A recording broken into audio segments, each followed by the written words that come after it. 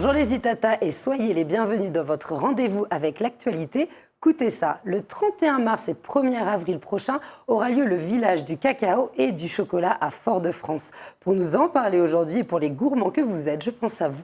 Nous avons l'honneur de recevoir Josette Sina. Bonjour Josette Sina. Bonjour. Comment allez-vous? Très bien. Eh bien, bienvenue parmi nous. Vous êtes là pour nous parler d'un événement. C'est la 2e édition, mais la première fois en plein centre-ville. Alors, à quoi faut-il s'attendre? Alors, il faut s'attendre à des exposants en nombre plus important, à beaucoup plus de transformateurs et des scolaires qui seront présents pour montrer leur réalisation, ce qu'ils ont pu faire dans le cadre d'un projet pédagogique. Alors, quelle était votre volonté avec ce village? Parce que quand on entend village, on n'entend pas forcément fête ou fédération. On sent qu'il y a une volonté de se rapprocher de la population. Exactement. Donc, en fait, ce village, c'est pour permettre au grand public de connaître la filière cacao, sucre et chocolat de Martinique, de permettre au plus grand nombre de voir ce que les scolaires sont capables de faire. Et de montrer que nous avons des talents en Martinique. Oui, tout à fait. Donc une professionnalisation de la filière. On y reviendra si vous le voulez bien. Les exposants qui seront là, les professionnels, eux, qu'est-ce que ça leur rapporte d'être visibles ce jour-là?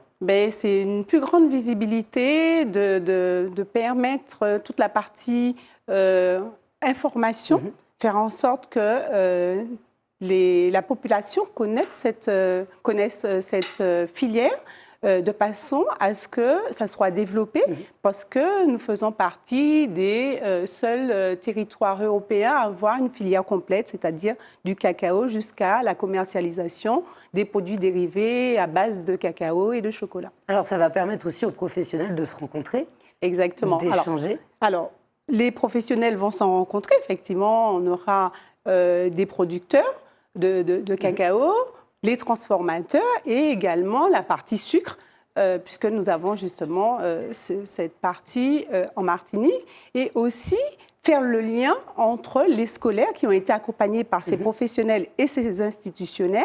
D'ailleurs, je profite pour dire que la ville de Fort-de-France accompagne l'association Martinique Terroir d'Excellence dans ce projet afin que cette visibilité soit plus grande, puisque en plaçant le village du cacao et du chocolat à Fort-de-France, permet un rayonnement un petit peu plus grand, la possibilité pour les touristes de venir voir ce que font les Martiniquais, des professionnels de montrer leur savoir-faire et nos jeunes travailler en lien avec ces différents professionnels. Tout à fait. Alors, vous avez cité Martinique Terroir d'Excellence, dont vous faites partie, vous êtes la vice-présidente. C'est une association qui valorise les produits qui sont faits localement, donc la richesse, le savoir-faire. Pourquoi ce focus sur le cacao?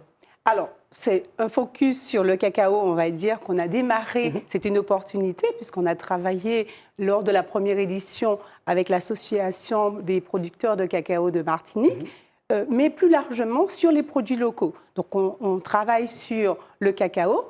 On constitue un modèle, mais ça pourrait s'appliquer sur n'importe quel produit réalisé, du moins du territoire, et de valoriser. Donc, ça peut être le café, demain, le manioc. À partir du moment où on voit l'intérêt pour la population de faire ce focus sur une filière, l'association accompagne. L'idée du village, c'est parce que, effectivement, je suis chef de projet au niveau de l'académie, donc il y avait un projet pédagogique et c'était important qu'il y ait cette visibilité sur le travail de ces jeunes en lien avec les professionnels. Oui, il y a une véritable stratégie. Alors, avant de revenir au projet des jeunes, qui est très intéressant, vous étiez en train de mettre en avant qu'il y avait la commune de Fort-de-France et puis d'autres partenaires, c'est-à-dire que c'est vraiment un travail fait ensemble pour pousser et valoriser. Tous les acteurs de la filière cacao, sucre et chocolat, donc toute la partie, on va dire, institutionnelle, puisqu'il y a une implication des institutionnels, donc comme la CTM, le Parc naturel régional de Martinique. En fait, on a tous ces partenaires, justement, qui seront présents lors du village du cacao et du chocolat, parce que s'il faut commencer à citer, ça va être un peu compliqué, j'ai peur d'en oublier. Et ensuite, les professionnels qui sont là et les scolaires. D'accord. Alors, ces scolaires, quel travail ont-ils fait?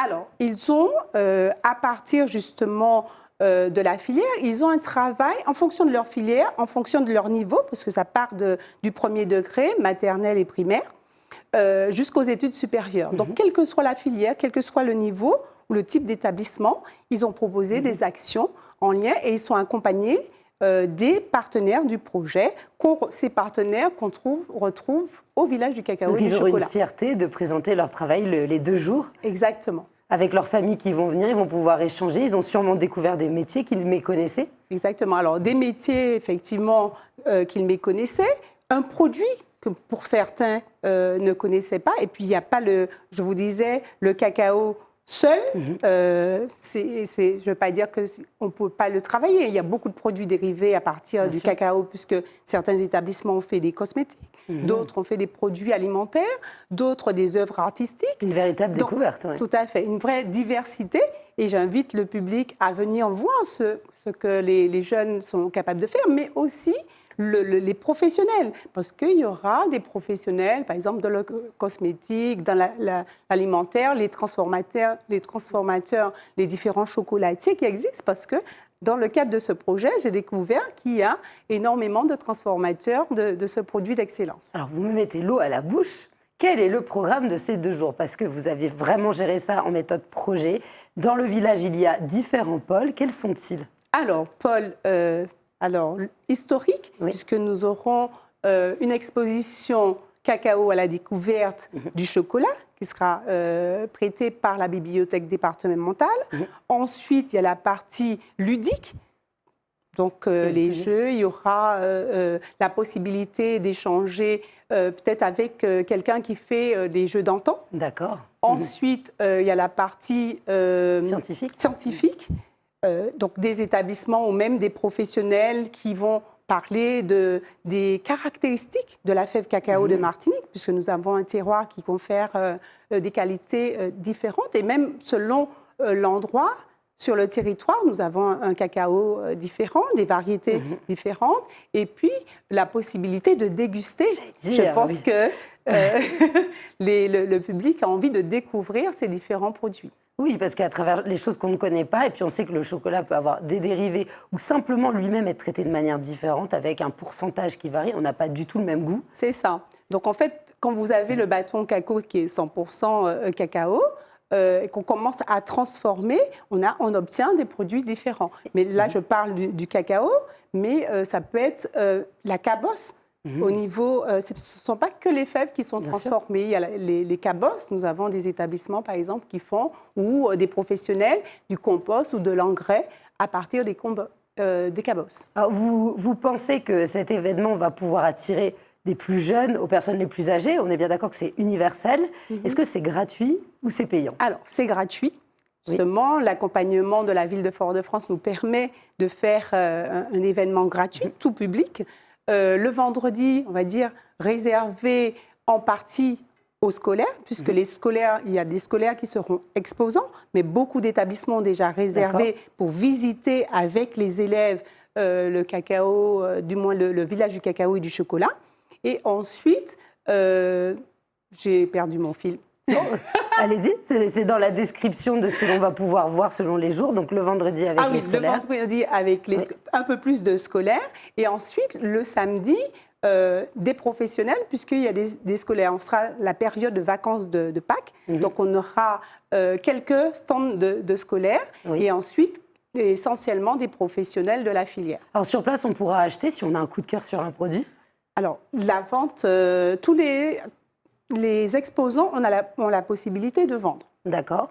Donc, que ce soit les exposants scolaires ou professionnels, ils vont vendre leurs produits. Et j'espère que la population viendra pour soutenir justement cette filière, parce que c'est en consommant les produits qui sont réalisés sur le territoire qu'on permettra à cette filière de se maintenir et de se développer. Alors là, vous parlez de la filière cacao qui est une richesse en Martinique. On va rappeler que c'était le cas au XVIIe siècle et puis d'un coup, c'est un peu tombé aux oubliettes, il faut le dire. Et c'est revenu grâce aux partenaires que vous citiez qui ont voulu valoriser ce produit. Et là, on a reconnu que le cacao pouvait vraiment s'exporter, pourquoi pas, dans les années à venir. Quelle importance pour vous ça a de revaloriser ce cacao? Alors pour nous Et pour moi, en tant que Martiniquais, c'est très important de valoriser un produit du territoire. Il y a une association qui s'appelle Valcaco qui fait un gros travail avec le Parme, avec les différents adhérents de cette association pour justement redonner les notes de noblesse de cette filière. Il y a tout ce travail de recherche génétique pour retrouver les différentes variétés, puisqu'il y a une variété spécifique à la Martinique, mais il y a d'autres variétés.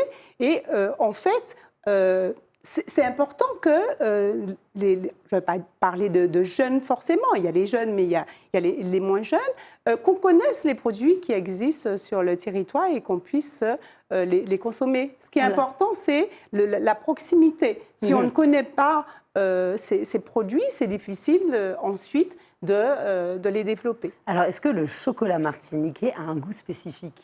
Alors, pour moi, ce chocolat a un goût spécifique. Ça a le côté patrimonial. Et puis, le fait de faire en sorte de, comment dire,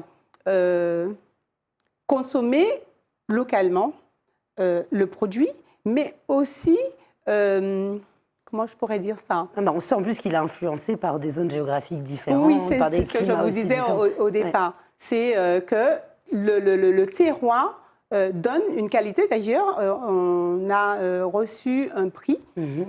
Quand je dis on, c'est la Martinique, ce n'est pas l'association Martinique Terroir d'Excellence, avec justement l'accompagnement de l'association des producteurs. Ça a été reconnu au Salon du chocolat de Paris en 2017 comme un cacao d'excellence. Donc au même titre que le rhum, que tout le monde connaît dans le monde entier, vous aimeriez, en tout cas votre association et vos partenaires, qu'on puisse dire la même chose du chocolat. Exactement. Le travail a démarré depuis un certain temps et petit à petit, on va vers justement une connaissance de cette filière et j'espère tout à fait que cette filière sera connue de tous les Martiniquais et que ça sera aussi connu que le rhum de Martinique. Alors, les Martiniquais aiment-ils le chocolat? Alors, je pense que les Martiniquais sont comme toutes les personnes du monde. Je confirme. Aiment le chocolat. Je crois que 8 personnes sur 10 consomment le chocolat et sont contents des bienfaits du chocolat. Et puis, il y a chocolat et chocolat. Et puis, il faut savoir déguster. Il y a un vrai savoir-faire au niveau de la dégustation. Ce n'est pas simplement croquer le chocolat, c'est vraiment laisser fondre ce chocolat et laisser libérer les arômes. Alors, en parallèle de ce village, il y a aussi des expositions qui ont lieu pour mieux connaître la filière et l'histoire du chocolat. Oui, alors je vous disais qu'il y avait une exposition qui sera prêtée par la bibliothèque départementale de Martinique. Et il y a également une exposition qui s'appelle Voyage au pays du chocolat. Ce n'est pas une exposition permanente, mais qui est au musée d'archéologique de Fort-de-France. Et donc, effectivement, il y aura l'exposition de la bibliothèque départementale sur le village et les visiteurs pourront avoir des éléments d'information concernant l'origine du cacao martinique. Donc ce village permet de manière transversale de découvrir ce produit, c'est-à-dire dans la cuisine, qu'elle soit salée ou sucrée, puisque le cacao peut être utilisé aussi dans la cuisine salée, et puis à travers les cabosses, comment on les utilise, il y a des bijoux, des cosmétiques qui sont faits, les jeunes, les personnes plus âgées. On espère qu'il y aura sûrement une 3e édition si ça marche. Alors l'idée, c'est vraiment de pérenniser, et c'est la population qui permettra justement cette pérennisation, de faire en sorte qu'on soit pas à la 3e édition seulement, peut-être sur la 10e édition. Bien sûr, je vous l'espère. Alors, vous parlez pour finir d'excellence. Derrière l'excellence, c'est l'excellence des métiers, c'est l'excellence du produit, c'est l'excellence de la présentation. C'est bien ça? Quel message vous voulez faire passer? Ça, à tous les niveaux, c'est-à-dire il faut vraiment qu'il y ait la qualité, une charte de qualité, du début jusqu'à la fin, c'est-à-dire de la culture jusqu'à la transformation et la commercialisation. Donc, il faut vraiment que toutes les étapes soient respectées pour arriver justement à ce produit d'excellence. D'accord. Voilà, puisque le point de départ, effectivement, le terroir confère une qualité exceptionnelle au cacao martinique. Maintenant, après, toutes les étapes doivent être... il y a une charte qualité à respecter. Qui est très importante. Alors, pour retrouver l'ensemble des informations pour cet événement, qui, je le rappelle, aura lieu le 31 mars et le 1er avril, on voit ça sur Internet? Alors, sur nos différentes pages au niveau des réseaux sociaux, le village du cacao et du chocolat, et il y a la possibilité d'aller sur Internet, simplement taper village du cacao et du chocolat. Il y aura des éléments d'information par rapport à la première édition, et puis cette édition, étant donné que la ville de Fort-de-France est partenaire donc, sur le site de la ville de Fort-de-France, sur certainement le site des différents partenaires, puisque ces partenaires relaient l'information sur leur site. Et il n'y a plus qu'à inviter la population à venir découvrir tous ces produits qui sont faits à base de cacao de Martinique. Zitata s'y rendra avec grand plaisir pour déguster et voir, en tout cas pour agiter les sens. Merci beaucoup Josette Sina d'être venue et de nous avoir présenté ce très beau projet. On espère vous recevoir à nouveau pour une 3e édition. Merci beaucoup les Zitata de nous avoir suivis. Je vous dis à très vite sur un prochain Coutez ça.